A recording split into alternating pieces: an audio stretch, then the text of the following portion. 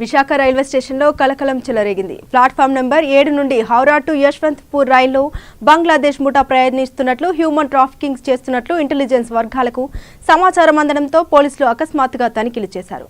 బంగ్లాదేశ్కు చెందిన 4 పురుషులు, 3 స్త్రీలను అదుపులోకి తీసుకున్నారు. పోలీసులు, సివిల్ ఇంటెలిజెన్స్ టాస్క్ ఫోర్స్, రో పార్టీ, క్యూఆర్టీ సుమారు 100 మంది సిబ్బందితో రైల్వే స్టేషన్కు తనిఖీలు నిర్వహించారు.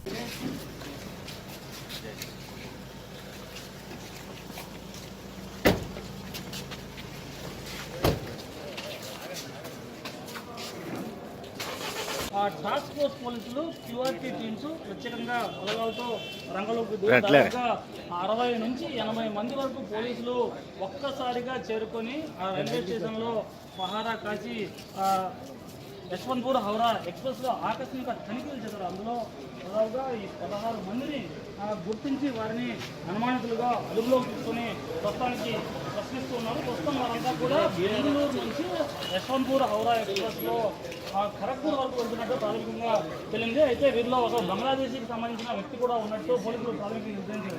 ఏదైతే ఈ టికెట్ ఇచ్చే పనిలో పోలీసులు పడ్డారు. ప్రస్తుతానికి ఇంటెలిజెన్స్ వర్గాల ఎంక్వైరీ ఒకవైపు జరుగుతుంది, మరోవైపు సివిల్ పోలీసులు కూడా ప్రత్యేకంగా రంగంలోకి దిగి ఈస్ట్ ఏసీపీ కులశేఖర్ ఆధ్వర్యంలో ప్రత్యేకంగా దర్యాప్తు చేస్తున్నారు. మరోవైపు రైల్వే పోలీసులు కూడా వారిని సహకరిస్తున్నారు. అంటే భాష ఏదైతే ఉందో